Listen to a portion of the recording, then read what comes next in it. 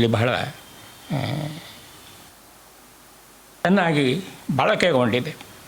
ಕಡೆಯಲ್ಲಿ ಕವಿ ಹೇಳ್ತಾರೆ, ಅಹಿಂಸೆಗೆ ಇಲ್ಲವಾಗಿದ್ದಾರೆ ವಾರಸುದಾರರು.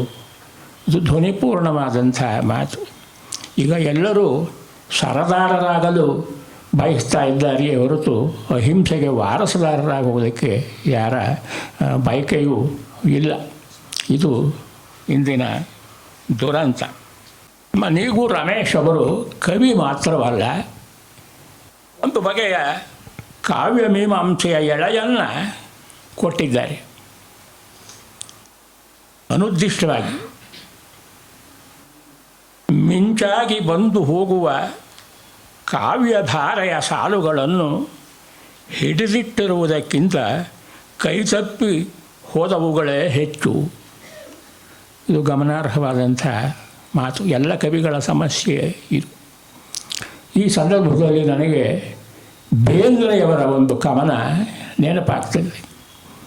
ಅಲ್ಲಿ ಒಬ್ಬಳು ತಾಯಿ ಮಗುವಿನೊಂದಿಗೆ ಮಲಗಿರ್ತಾಳೆ, ಸೆರಗನ್ನು ಹೊದಿಸಿರ್ತಾಳೆ. ಆಗ ಆ ತಾಯಿ ಯಾವುದೋ ಗಳಿಗೆಯಲ್ಲಿ ಎದ್ದು ಹೋಗ್ತಾಳೆ. ಆಗ ಮಗುವಿನ ಕೈಯಲ್ಲಿ ಉಳಿತಕ್ಕದ್ದೇನು 4 ನೂಲು ಅಂತ ಬೇಂದ್ರೆ ಹೇಳ್ತಾರೆ. ಉಳಿದಂತೆ 4 ನೂಲು, ಉಳಿದಾವ 4 ಸಾಲು. ಹೀಗೆ ಇದು ಕವಿತೆಯ ಹಣೆ ಬರಹ. ಅಂದರೆ ಇಡೀ ಸೆರಗು ನಮಗೆ ದಕ್ಕೋದಿಲ್ಲ, ಕವಿತೆಯ ಇಡೀ ಸೆರಗು ದಕ್ಕೋದಿಲ್ಲ. ಯಾವುದೋ ಅತೀತ ಶಕ್ತಿಯ ಮಿಂಚುದೋಳಿನ ಒಪ್ಪುಗೆಯ ಅನುಭವದ ವಿಶೇಷ ಅವಶೇಷವೇ ಕಾವ್ಯ ಅಂತ ಹೇಳಿದರೆ ತಪ್ಪಾಗಲಾರದು. ಒಂದು ಅವಶೇಷ ವಿಶೇಷ ಕಾವ್ಯ. ಇವತ್ತು ಸಮಾಜದ ಸ್ವಸ್ಥತೆಗೆ, ಸ್ವಚ್ಛತೆಗೆ ಇಂಥ ಅಚ್ಚಳಿಯದ ಕವಿತೆಯ ಅವಶ್ಯಕತೆ ಇದೆ. ಇಂಥ ಕವಿತೆಯಿಂದ ನಮಗೆ ಅಚ್ಚರಿ ಉಂಟಾಗ್ತಿದೆ. ಅಚ್ಚರಿಯನ್ನು ಮೂಡಿಸದ ಹುಚ್ಚುಚ್ಚಾರ ಕವಿತೆ ಆಗದು. ಕೊನೆಯಲ್ಲಿ ಕೊರೋನಾ ಪಾಠಗಳು ಅಂತ ಒಂದು ವಿಭಾಗವೇ ಇದೆ. ಕೊರೋನಾ ಮಾರಿ ಹೇಗೆ ಉಪಕಾರಿಯಾಯಿತು ಅನ್ನುವುದನ್ನು ಅನೇಕ ಚುಟುಕುಗಳಲ್ಲಿ ಚಿತ್ರಿಸಿದ್ದಾರೆ. ಇದೊಂದು ವಿಶೇಷವಾದಂಥ ವಿಭಾಗ. ಅಂತೂ ರಮೇಶ್ ಅವರ ಒಳ ತುಡಿತದ, ಒಳದನಿಯ ಹೊಳಹುಗಳು ಇಲ್ಲಿ ನಮಗೆ ಕಂಡುಬರ್ತವೆ.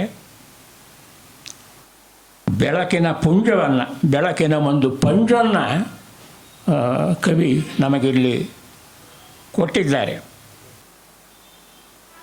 ಕಡೆಯದಾಗಿ ಹೇಳಬೇಕಾದ ಮಾತು ಅಂತ ಹೇಳಿದರೆ, ಗಾಂಧಿ ತತ್ವದ ಬೀಜಗಳು ಎಲ್ಲೆಲ್ಲೂ ಚೆಲ್ಲಾಡಲಿ.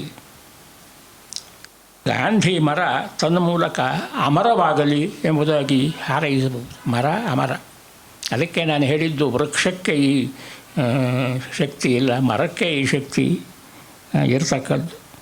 ಮಹಾತ್ಮನ ಮಮತೆಯ ಬೆಳಕು ಅಥವಾ ನೆರಳು, ಮಹಾತ್ಮನ ಮಮತೆಯ ನೆರಳು ಚಿರವಾಗಲಿ ಎಂಬುದಾಗಿ ಹಾರೈಸಬೇಕಾಗಿದೆ. ನೀವು ರಮೇಶ್ ಅವರಿಗೆ ನನ್ನ ಅಭಿನಂದನೆಗಳನ್ನು ಸಲ್ಲಿಸ್ತೇನೆ. ಒಂದು ಉತ್ತಮ ಕವನ ಸಂಕಲನ ಅವರು ಕೊಟ್ಟಿದ್ದಾರೆ ಅಂತ ಹೇಳಿದರೆ ಏನು ತಪ್ಪಲ್ಲ. ಅವರಿಗೆ ಎಲ್ಲ ಶುಭವನ್ನು ನಾನು ಹಾರೈಸ್ತೇನೆ. ಎಲ್ಲರಿಗೂ ಧನ್ಯವಾದಗಳು. ಗಾಂಧಿ ವೃಕ್ಷ ಎನ್ನುವುದಕ್ಕಿಂತಲೂ ಗಾಂಧಿ ಮರ ಅನ್ನೋದೇ ಬಹಳ ಸೂಕ್ತ ಅಂತ ಹೇಳ್ತಾ, ಗಾಂಧಿ ಚಿಂತನೆಗಳನ್ನು ಅರ್ಥ ಮಾಡಿಕೊಳ್ಳೋದಷ್ಟೇ ಅಲ್ಲ, ಅರಗಿಸ್ಕೊಳ್ಳಬೇಕು ಅಂತ ಹೇಳಿದಂತಹ ನಮ್ಮೆಲ್ಲರ ಮೆಚ್ಚಿನ ನೆಚ್ಚಿನ CPK ಸರ್ ಅವರಿಗೆ ಕೃತಿಯ ಬಗ್ಗೆ ಮಾತನಾಡಿದಂತಹ ನಿಮಗೆ ಹೃದಯ ತುಂಬಿ ಧನ್ಯವಾದಗಳು ಸರ್.